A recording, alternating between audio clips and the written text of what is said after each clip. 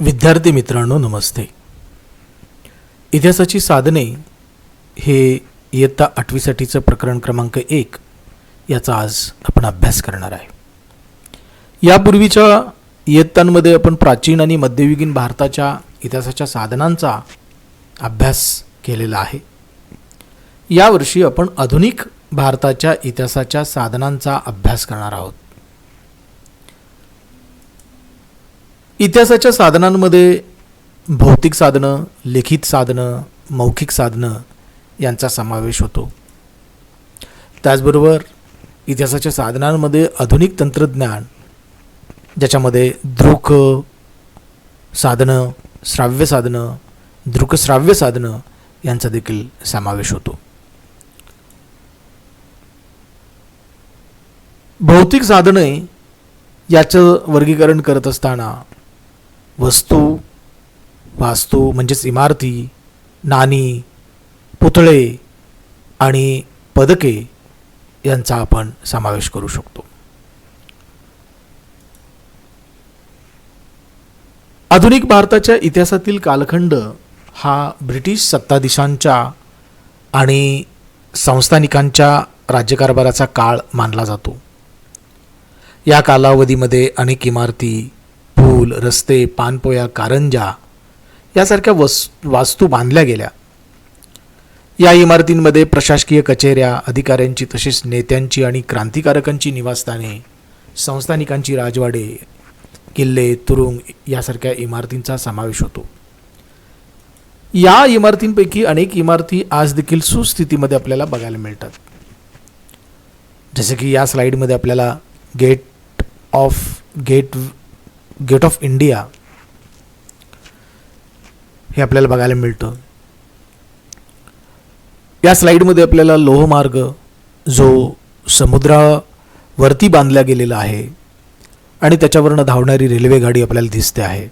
आपल्याला याची जाणीव असेल की भारतामध्ये पहिल्यांदा रेल्वे सुरू केली तो मान देखील इंग्रजांच्याकडेच जातो. इंग्रजांनी आपल्या कालावधीमध्ये, आपल्या कालखंडामध्ये अशा नवीन अनेक गोष्टी, अनेक वास्तू त्यांनी उभा केल्या. ताजमहाल हॉटेल जे गेटवे ऑफ इंडियाच्या समोर आहे ते हॉटेल देखील असंच एक ऐतिहासिक हॉटेल आहे. याची बांधकाम शैली देखील एक वेगळ्या प्रकारची आपल्याला बघायला मिळते. अशा अनेक वास्तू आपल्याला बघायला मिळतात. ब्रिटिशांनी आपल्या दळणवळणाच्या सोयीसाठी, राज्यकारभाराच्या सोयीसाठी दळणवळणाच्या ज्या व्यवस्था निर्माण केल्या त्याच्यामध्ये रस्ते, रस्त्यावरची बांधकामे, पूल यांचा समावेश होतो. या सगळ्या इमारती बघितल्यानंतर आपल्या लक्षात येतं की त्यावेळचं जे स्थापत्यशास्त्र असेल ते शास्त्र कसं असेल बरं. इंग्रजांनी अनेक वास्तू निर्माण केल्या. या वास्तूंना भारताच्या इतिहासामध्ये अनन्यसाधारण असं महत्त्व प्राप्त झालेलं आहे. या वास्तूंमध्ये आपल्याला अनेक इमारतींचा समावेश करता येईल. त्याचबरोबर छत्रपती शिवाजी महाराजांनी देखील किंवा त्याच्याही पूर्वी आपल्या देशामध्ये, आपल्या राज्यामध्ये गड किल्ले बांधले जात असायचे. गड किल्ले 400-500 वर्षानंतर आज देखील भक्कम स्थितीमध्ये असलेलं बघायला मिळतं. काही किल्ल्यांचे भग्नावशेष आपल्याला बघायला मिळतात. पण या सगळ्या गोष्टींवरून आपल्या लक्षात येतं की त्यावेळचं बांधकाम कसं असेल, त्यावेळचं स्थापत्यशास्त्र कसं असेल, त्यावेळचं लोकजीवन कसं असेल, संस्कृती कशी असेल, त्याची देखील आपल्याला ओळख या ऐतिहासिक वास्तूंमधनं आपल्याला बघायला मिळते. काही वस्तू आपली राष्ट्रीय स्मारकं म्हणून प्रसिद्ध आहेत, आपल्या देशाची राष्ट्रीय स्मारकं मानली जातात. याच्यामध्ये मणिभवन हे मुंबई इथं असलेलं महात्मा गांधी ज्या ठिकाणी राहिलेत हे मणिभवन आपल्याला बघायला मिळतं. वर्धा इथं सेवाग्राम आश्रम महात्मा गांधींनी इथं फार मोठा कालावधी इथं व्यतीत केला. अनेक सत्याचे प्रयोग त्यांनी इथं केलेत. हे आश्रम आपण जेव्हा पाहतो, या आश्रमाला जेव्हा आपण भेट देतो तेव्हा भारताच्या दैदिप्यमान इतिहास आणि त्या इतिहासातील महात्मा गांधी यांचं कार्य याची ओळख आपल्याला होते. सेल्युलर जेल, ज्या ठिकाणी राजबंद्यांना बंदिवासामध्ये टाकलं जात असायचं, अनंत यातना दिल्या जात असायचे. या सेल्युलर जेलमध्ये स्वातंत्र्यवीर सावरकरांना देखील काळ्या पाण्याची शिक्षा झालेली होती. अंदमान निकोबार बेटांपैकी अंदमान इथं असलेलं सेल्युलर जेल हे जेल स्वातंत्र्यवीर सावरकरांप्रमाणेच अशा अनेक कारकांच्या वास्तव्यानं, त्यांच्या तुरुंगवासानं पुनीत झालेलं अशा प्रकारचं सेल्युलर जेल आपल्याला बघायला मिळतं. ही सगळी जी स्मारकं आहेत ही आपल्या देशाच्या दैदिप्यमान इतिहासाची आपल्याला आठवण करून देतात. आपल्या देशामध्ये वेगवेगळ्या शहरांमध्ये वस्तुसंग्रहालये देखील आहेत. वस्तुसंग्रहालयांमध्ये आपल्याला ऐतिहासिक वस्तू, चित्रे, छायाचित्रे अशा विविध प्रकारच्या गोष्टींचं जतन केलेलं आपल्याला आढळून येतं. पुण्यामध्ये आगा खान पॅलेस जो आपल्याला या चित्रामध्ये बघायला मिळतो, तो आगा खान पॅलेस पुण्यामध्ये आहे. या ठिकाणी महात्मा गांधीजींच्या वापरातील अनेक वस्तू आणि कागदपत्रे आपल्याला पाहायला मिळतात. तर अशा पद्धतीनं वस्तुसंग्रहालयांमध्ये आपल्याला ऐतिहासिक वस्तूंबद्दल आपल्याला माहिती मिळते आणि त्याच्यावरून आपल्याला लक्षात येतं की भूतकाळामध्ये लोकजीवन कसं होतं, संस्कृती कशी होते, कोणत्या वस्तू वापरल्या जात असायच्या, लोक कसे जगत असायचे, लोकांचं जीवन कसं होतं, या सगळ्यांबद्दल आपल्याला माहिती मिळते. भौतिक साधनांमध्ये आपल्याला या वस्तू संग्रहालयांचा देखील आपल्याला समावेश करावा लागेल. याच्यामध्ये या स्लाईडमध्ये आपल्याला वेगवेगळ्या प्रकारची चित्रे, शिल्पे, त्याचबरोबर ऐतिहासिक साधने आपल्याला बघायला मिळतात.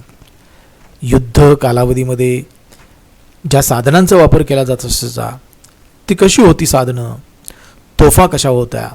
वस्तू संग्रहालयामध्ये अशा पद्धतीनं तोफा, बंदुका, त्याचबरोबर विविध हत्यारे देखील ठेवलेली असतात. उदाहरणार्थ कोल्हापूर इथं टाउन हॉल बागेमध्ये असलेलं जे एक वस्तू संग्रहालय आहे त्या ठिकाणी अशा बऱ्याचशा ऐतिहासिक वस्तूंचं जतन केलेलं आपल्याला बघायला मिळतं.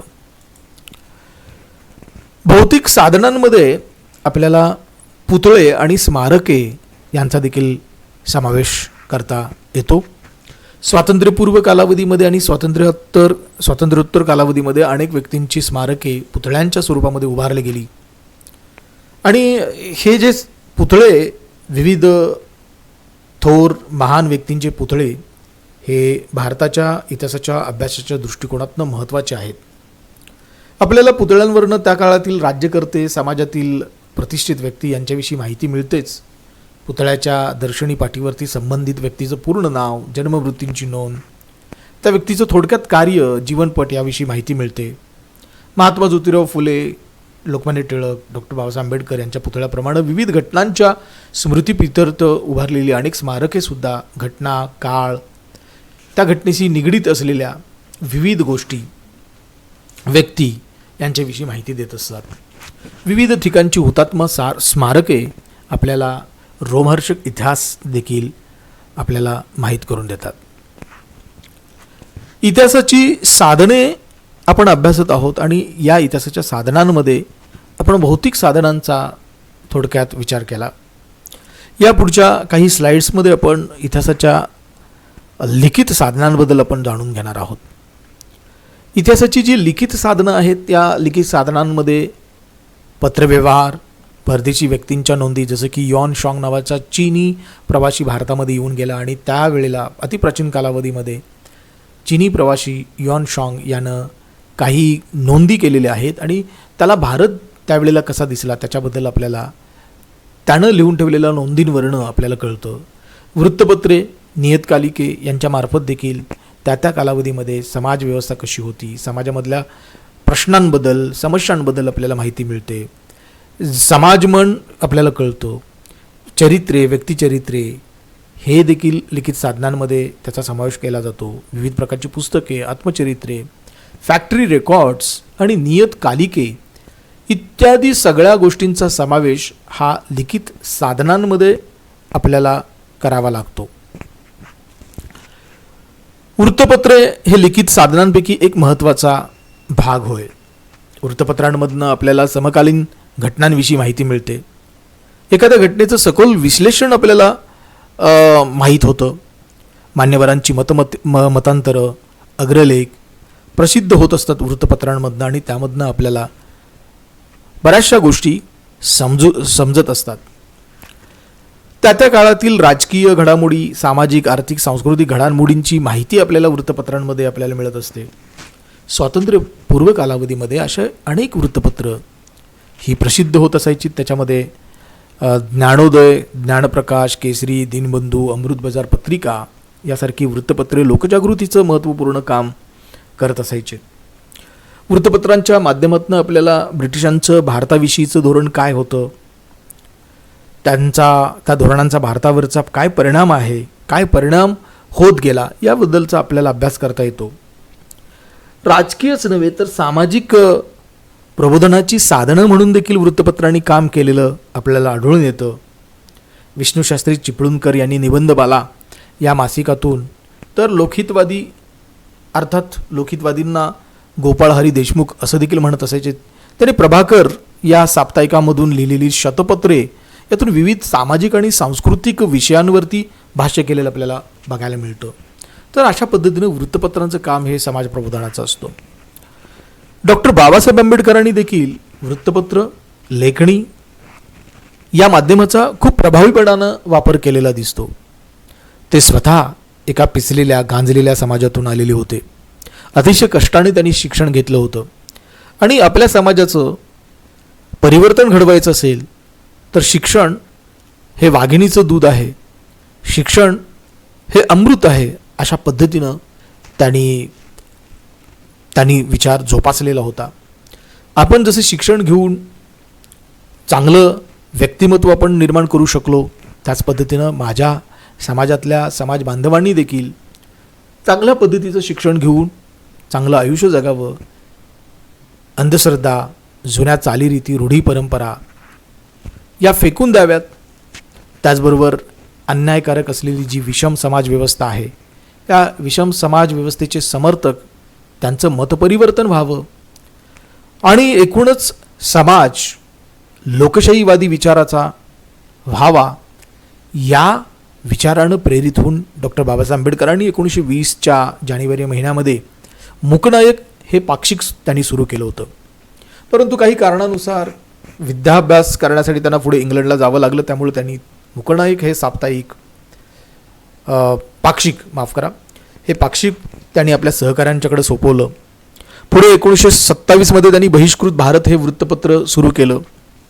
जनतेचं प्रबोधन आणि संघटन करण्यासाठी बहिष्कृत भारत या पत्रामधून त्यांनी लिखाण केलं. त्याशिवाय जनता, प्रबुद्ध भारत अशी आणखी 2 वृत्तपत्र देखील बाबासाहेब आंबेडकरांनी चालवलेली आपल्याला बघायला मिळतं. तर अशा पद्धतीनं वृत्तपत्रांच्या माध्यमातून डॉक्टर बाबासाहेब आंबेडकर यांनी समाज प्रबोधनाचं प्रभावी कार्य केलेलं आपल्याला दिसून येतं. नकाशे आणि आराखडे हे इतिहासाचे महत्त्वाचे साधन मानलं जातं. नकाशावरून आपणास शहरांचं किंवा एखाद्या ठिकाणाचं बदलणारं स्वरूप अभ्यासता येतं. ब्रिटिश कालावधीमध्ये स्थापन झालेल्या सर्वे ऑफ इंडिया या स्वतंत्र विभागानं भारताच्या विविध प्रांतांचे, शहरांचे शास्त्रशुद्ध पद्धतीनं सर्वेक्षण करून नकाशे तयार केलेले आहेत. नकाशांप्रमाणे वास्तुविशारदांनी तयार केलेले आराखडे हे देखील इमारत स्थापत्यशास्त्राच्या तसेच एखाद्या भागाच्या विकासाचे टप्पे अभ्यासाच्या दृष्टिकोनातून महत्त्वाचे ठरतात. उदाहरणार्थ मुंबई पोर्ट ट्रस्ट या विभागाकडे मुंबई बंदराचे मूळ आराखडे आहेत. हे बंदर पुढे विकसित करताना वास्तुविशारद आणि अभियंत्यांनी केलेल्या आराखड्यावरून आपणास मुंबईच्या नागरी विकासाची माहिती आपल्याला मिळू शकते. तर अशा पद्धतीनं आपल्याला नकाशांवरनं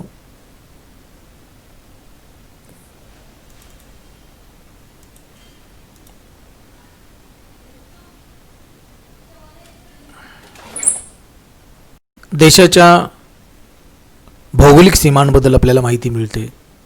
आपल्या देशाचा आकार लक्षात येतो. आपल्या देशाच्या अवतीभोवती असलेले आपली शेजारची राष्ट्र कोणती आणि त्यांच्यासोबत आपले असलेले वादविवाद, त्यांच्या कुरघोड्या, या सगळ्यांबद्दल आपल्याला माहिती मिळते. या स्लाईडमध्ये आपल्याला मौखिक साधनांविषयी माहिती मिळते. इतिहासाच्या साधनांमध्ये आपण आतापर्यंत भौतिक साधने, लिखित साधने या साधनांचा विचार केला. मौखिक साधने हे देखील इतिहासाच्या साधनांमध्ये अतिशय महत्त्वाची साधनं मानली जातात. मौखिक म्हणजे मुखावाटे.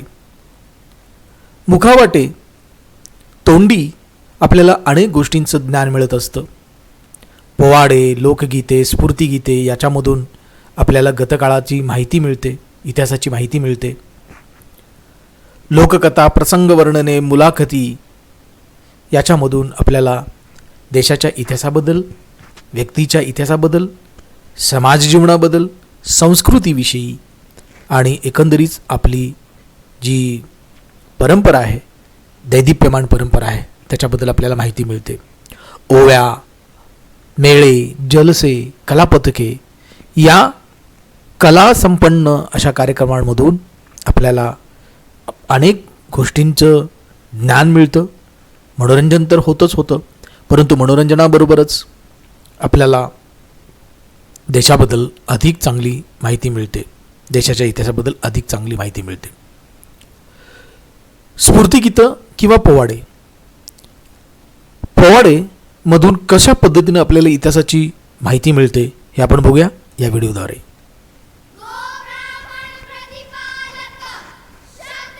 Breathe in, breathe out.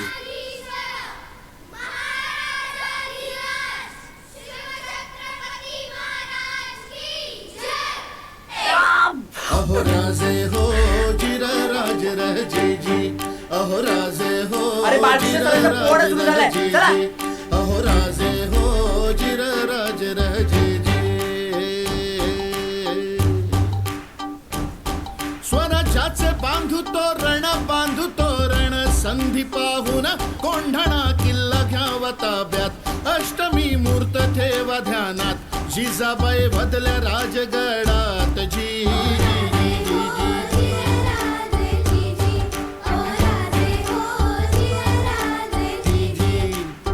कोंढाण्यासारखा बळकट किल्ला मोगलांच्या हाती असणं बरं नाही, ती आपली अस्मिता आहे. प्रणाम केला मातेला. चित्रपटातले हे गीत पोवाड्यावरती आधारित आहे.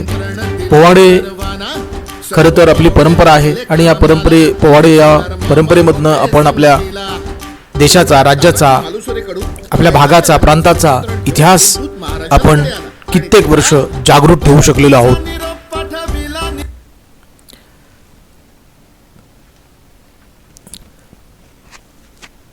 इतिहासाच्या साधनांमध्ये आधुनिक तंत्रज्ञानाचा देखील आपण समावेश करतो. याच्यामध्ये दृक, श्राव्य आणि दृकश्राव्य अशी माध्यमं आपण विचारात घेतो. इतिहासाच्या साधनांमध्ये दृक साधनं म्हणजे कसली साधनं, तर ज्यांना आपण डोळ्यांनी बघू शकतो, ज्या साधनांना आपण केवळ डोळ्यांनी न्याहाळू शकतो, जी साधनं पाहिली असता इतिहासाबद्दलचं आपल्याला माहिती देतात, अशा प्रकारची साधनं ज्याला आपण दृक साधनं असं आपण म्हणतो. श्राव्य याचा अर्थ आपण ऐकू शकतो. दृकश्राव्य ऐकू शकतो आणि बघू शकतो अशा प्रकारची साधनं त्यांना आपण दृकश्राव्य साधनं असं आपण म्हणतो. इतिहासाच्या साधनांमध्ये दृकश्राव्य साधनं यांचा समावेश अत्यंत महत्त्वाचा आहे, कारण या माध्यमातून आपण इतिहास आपण जाणून घेऊ शकतो किंवा पुढील कालावधीसाठी इतिहासाच्या घडामोडी पुढील पिढीपर्यंत आपण पोहोचू शकतो. या स्लाईडमध्ये आपल्याला फोटोग्राफी या आधुनिक तंत्रज्ञानामध्ये फोटोग्राफी या साधनाचा वापर करून लोकजीवन कसं होतं, लोकांचं भूतकाळामध्ये काय परिस्थिती होती, आपल्या देशामध्ये कसं वातावरण होतं, लोकांचा पेहराव कसा होता, मध्ययुगीन कालावधीमध्ये लोक दिसत कशी होती, व्यक्ती दिसत कशा होत्या, घटना कशा घडल्या असतील, अशा पद्धतीच्या गोष्टी आपल्याला या छायाचित्रांमधून आपल्याला मिळते. छायाचित्र ही अधिक विश्वसनीय मानली जातात. व्यक्तीच्या छायाचित्रावरनं ती व्यक्ती कशी दिसते, कशी दिसत होती, तिचा पेहराव कसा होता याविषयी आपल्याला माहिती मिळते. प्रसंगाच्या छायाचित्रामधून संबंधित प्रसंग नजरेसमोर उभा राहतो, तर वास्तू किंवा वस्तूच्या छायाचित्रामधून त्याचे स्वरूप आपल्याला लक्षात येते. छायाचित्रे इतिहासाच्या साधनांमध्ये अतिशय महत्त्वाचं साधन मानलं जातं. छायाचित्रांप्रमाणे ध्वनिमुद्रण, रेकॉर्डिंग, ध्वनिमुद्रण. अलीकडच्या कालावधीमध्ये आपण ध्वनिमुद्रण तंत्राचा शोध लागून खूप दिवस झाले आहेत. ध्वनिमुद्रण या कलेचा आपण वापर खूप प्रभावीपणानं अलीकडे करतोय. मुद्रिते किंवा रेकॉर्ड्स ही इतिहासाची श्राव्य स्वरूपाची माध्यमं आहेत, साधनं आहेत. आधुनिक कालावधीमध्ये नेत्यांनी, महत्त्वाच्या व्यक्तींनी केलेली भाषणं, गीते ध्वनिमुद्रित स्वरूपात आपल्याला ऐकायला मिळतात. या स्लाईडमध्ये आपण सुभाषचंद्र बोस यांच्या स्वतःच्या आवाजामध्ये त्यांनी केलेलं प्रभावी भाषण आपल्याला बघायला मिळेल. त्यांची भाषणं ते जनतेला कसे प्रबोधित करतायत, संबोधित करतायत याबद्दल त्यांचे बोल आपल्याला ऐकायला मिळतात.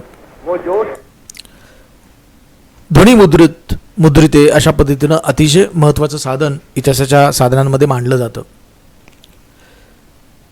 दृकश्राव्य माध्यमामध्ये एक महत्त्वाचं साधन म्हणून आपण चित्रपटांकडे बघतो. चित्रपट हा आधुनिक तंत्रज्ञानाचा एक आगळा वेगळा आविष्कार मानला जातो. 20व्या शतकामध्ये चित्रपट तंत्रज्ञानामध्ये मोठ्या प्रमाणामध्ये प्रगती झाली. दादासाहेब फाळकेंनी इसवी सन 1913 भारतीय चित्रपटसृष्टीची मुहूर्तमेढ रोवली. भारतीय स्वातंत्र्य लढ्यातील दांडी यात्रा, मिठाचा सत्याग्रह, चले जाव आंदोलन यासारख्या ऐतिहासिक प्रसंगांच्या ध्वनी चित्रफिती उपलब्ध आहेत. या चित्रफितींमुळे घडलेली घटना आपल्याला जशीची तशी पाहायला मिळते. आपण अशाच पद्धतीची एक चित्रफित आपण आता बघणार आहोत. पहले के जमाने में किसी एक जगह पर ड्रामा या नुक्कड़ करके दर्शकों का मन बहलाया जाता था, लेकिन फ्रांस के लूमियर ब्रदर्स ने सन 1896 में भारत की पहली साइलेंट शॉर्ट फिल्म बनाई. कह सकते हैं कि उस वक्त से इंडियन फिल्म इंडस्ट्री ने अपनी दस्तक दे दी थी. लेकिन भारत में विधिवत फिल्म मेकिंग की शुरुआत हुई सन 1913 से. जी हाँ, सन 1913 में दादा साहेब फाल्के ने भारत की सबसे पहली लंबी फिल्म या यूं कहे पूरी फिल्म रिलीज की, जिसका नाम था राजा हरिश्चंद्र. ऑफ कोर्स ये फिल्म भी साइलेंट और ब्लैक एंड व्हाइट ही थी, लेकिन दादा साहेब फाल्के की राजा हरिश्चंद्र से भारतीय सिनेमा की शुरुआत हो चुकी थी. मजे की बात तो यह है कि इस फिल्म के प्रोड्यूसर, डायरेक्टर और कैमरामैन दादा साहेब फाल्के ही थे. और तो प्राचीन आणि मध्ययुगीन कालाच्या तुलनेमध्ये आधुनिक भारताच्या इतिहासामध्ये अभ्यास करण्यासाठी विपुल प्रमाणामध्ये आपल्याला विविध प्रकारची साधनं उपलब्ध आहेत. या कालखंडातील भौतिक साधनं बऱ्याच प्रमाणामध्ये सुस्थितीमध्ये आहेत आणि या सगळ्या साधनांचा अभ्यास करून आपण इतिहासाचा धांडोळ आपण घेऊ शकतो. इतिहासाबद्दल आपण ज्ञान आपण घेऊ शकतो. या सगळ्या साधनांचा आपल्याला अभ्यास करावा लागेल इतिहास समजून घेण्यासाठी. तर मित्रांनो, हे होतं आपलं पहिलं प्रकरण. पहिल्या प्रकरणामध्ये आपण इतिहासाच्या साधनांबद्दल आपण जाणून घेतलं. या व्हिडिओद्वारे आपल्याला खूप सारी माहिती मिळाली असेल आणि या माहितीचा वापर आपण चांगल्या पद्धतीनं करून इतिहासाची साधनं अधिक चांगल्या पद्धतीनं समजून घेऊन इतिहासाचा नक्की धांडोळा घ्याल. तुमच्या एकूणच यावर्षीच्या प्रवासासाठी मी शुभेच्छा देतो आणि आजचा व्हिडिओ इथं संपवतो. धन्यवाद.